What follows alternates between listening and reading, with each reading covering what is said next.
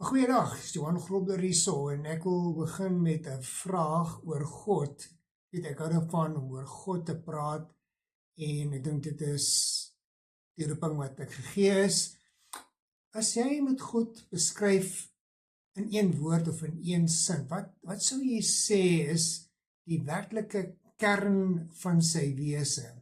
Ons weet God is almagtig, ons weet God is alwetend, ons weet dat God het alle wysheid, ons weet hy is soewerein, hy is in beheer van alles, ons weet hy is lankmoedig, hy is genadig. Wat sou jy sê is die een ding, die een uitstaande kenmerk van God wat die essensie is van sy wese? Ons kry die antwoord daarso van daai vraag in Johannes 4 vers 8, wat lees in die 2020 vertaling: Wie nie lief het nie, het God nie leer ken nie, want God is liefde. Sien, daar staan dit, God is liefde. Daar staan nie ergens in die skrif, God is almagtig, as 'n selfstandige naamwoord nie. Almagtig is 'n byvoeglike naamwoord. Of God is alwetend. Hy is, maar dit is nie 'n selfstandige naamwoord nie. Ons kry nie enige ander beskrywing behalwe dat God is lig, wat ook 'n selfstandige naamwoord is, wat sê God is, en dan 'n selfstandige naamwoord. God is liefde, God is lig. En dan lees ons in vers 10, hierin bestaan die liefde, nie dat ons God lief gehad het nie, maar dat hy ons lief gehad het en sy seun gestuur het as versoening vir ons sondes.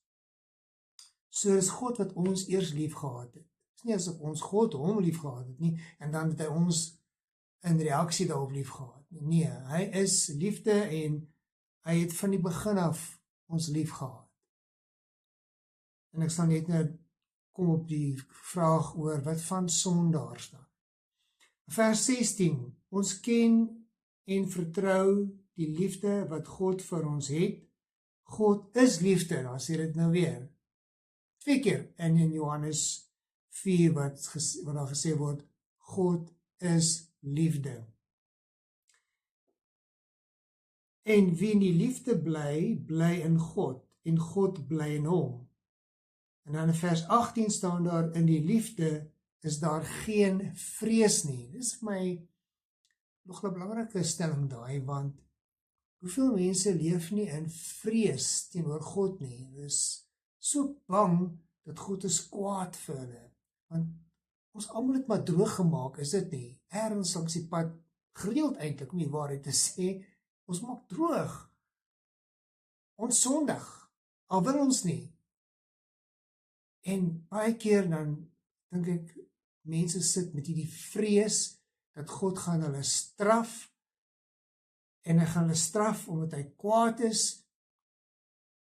Nee, in die liefde is daar geen vrees nie. God is lief vir ons, en as ons hom kan leer ken en hom leer lief kry, dan is dit nie meer 'n vreesverhouding nie. Dalk in die begin, toe jy wandel met God, is daar 'n mate van vrees en respek moet daar altyd wees, maar die vrees mettertyd soos ons hom leer ken, behoort te kwyn, en die liefde behoort die sterker ding te wees in ons verhouding met hom. So, dis nie soseer dat God het liefde nie, dis God is liefde. En ek dink daar is 'n verskil. Dis die kern van sy wese. Ja, hy is almagtig, ja, hy is alwetend, maar dis nie die kern van sy wese nie. Fundamenteel is God liefde. En alles wat hy beplan en alles wat hy doen is uit liefde. Dit word gemotiveer uit liefde.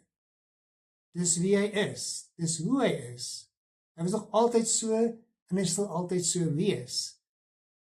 In Maleagi staan dat God verander nie. Sy metodes verander, die manier hoe hy met mense werk, en daar's verskillende bedelings, maar God verander nie. Hy was nog altyd 'n God van liefde. Hy sal altyd 'n God van liefde wees. Maar selfs as ons so tugtig en swaar dinge kom op ons pad, dan is dit uit liefde uit. Ons lees ons daarna uit Hebreërs 12 vers 5 en 6. In Hebreërs 12 vers 5 en 6 sê die skrywer van Hebreërs, hy haal eintlik aan uit Spreuke 3, as hy sê, my seun, moenie die dissiplinering van die Here gering skat nie, en moenie moedeloos word wanneer jy deur hom bestraf word nie, want die een vir wie die Here liefhet, tug hy. Hy tug die een wat hy liefhet. En ek sou sê, hy tug ook mense wat hom nie ken nie. En ons lewe in 'n wêreld wat nie die ideale wêreld is nie. Daar is 'n vloek op die aarde, dis tydelik. Maar is daar vir 'n rede en vir 'n goeie rede, en daardie rede kan jy terugvoer na God se liefde. Want hy gaan iets daarmee doen, en ek sal nog in 'n ander video daaroor praat, hoe hy dit gaan gebruik, die kwaad en die lelike dinge wat nou op die aarde gebeur, gaan hy nog omdraai en gebruik in ons guns. Ek dink aan daai vers wat sê, alles werk ten goeie vir die wat God liefhet, in Romeine 8. So, God is lief vir elke mens, maak nie saak hoe groot 'n sondaar daai persoon is nie. Hy is lief vir elkeen van ons, al is jy 'n sondaar. Sê in Romeine 5 vers 8, God bewys egter sy liefde vir ons daarin, dat Christus vir ons gesterf het, toe ons nog sondaars was. Hy het vir ons gesterf, en God bewys sy liefde daarin, dat hy sy seun gegee om te sterf vir ons, terwyl ons nog sondaars was. Nie nadat ons bekeerd geword nie, of die regte pad geloop het nie, terwyl ons nog sondaars was, dat hy sy seun gestuur om vir ons te sterf. Hy het eintlik vir die hele wêreld sy seun gestuur. So God se liefde is onvoorwaardelik. En as hy ons leer om ons vyande lief te hê, dis wat hy sê, ons moet ons vyande lief hê, dink jy nie hy het sy vyande ook lief nie? Mense wat hom verag, mense wat hom dalk minag, mense wat hom dalk nie eens wil ken nie, of nie eens wil erken, hy bestaan nie. Wat jy kan sê is sy vyande, wel, as hy vir ons leer om ons vyande lief te hê, dink jy nie hy het sy vyande ook lief nie? Natuurlik, hy is liefde. Hy weet waar die mense vandaan kom, en hy is nog met elkeen van hulle werk. Een van die groot voorbeelde is Paulus homself. Die Paulus wat Romeine 5 geskryf het, waar ek nou hier aanhaal, hy was 'n vyand van die kerk. Hy het mense Christene vervolg, maar God het omgegee vir hom, en God het met hom gewerk, en die opgestane Jesus Christus het hom op die pad na Damaskus om besoek en 'n omwenteling in sy lewe veroorsaak. Dit is 'n fantastiese voorbeeld wat ons daar het, van wat God kan doen. Daar is leraars wat die indruk skep dat God se heiligheid soms bietjie sy liefde bietjie laat taan, en dat hy dan meer uit sy heiligheid sal optree en gaan straf waar daar sonde is. Dit is nie korrek nie. Ek sal nog bietjie praat oor God se heiligheid in 'n ander video, en dit bietjie meer uitlig. Maar God se liefde word deur niks verander nie. Geen mens en geen optrede van 'n mens sal maak dat God se liefde verminder word nie. Hy is liefde.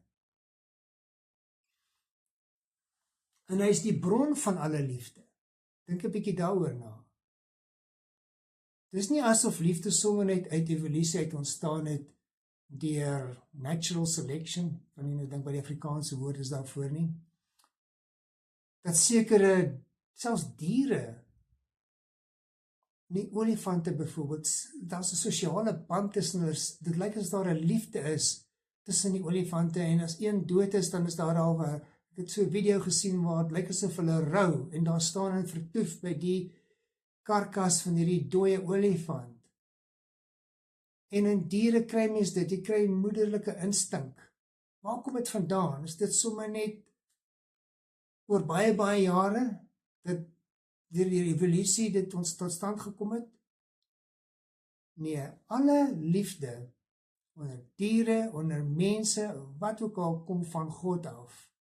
En as iemand ware, onbaatsigtige liefde het, dan is dit 'n gawe van God. Romeine 5, ons is weer by Romeine 5, vers 5 sê, God se liefde is in ons harte uitgestort deur die Heilige Gees wat aan ons gegee is. En weer eens, dit is nie 'n liefde wat ons self kan opwerk nie, dit is vir ons gegee deur God se Gees, deur sy Heilige Gees. So God se liefde is vir almal. En dis daardie liefde wat hom daartoe dryf om almal te red. Niemand sal verlore gaan nie. Soos die gelykenis van die verlore penning, die gelykenis van die verlore seun, die verlore skaap, dit sê ons iets van God, van sy karakter. Niemand sal verlore gaan nie. Nie een nie.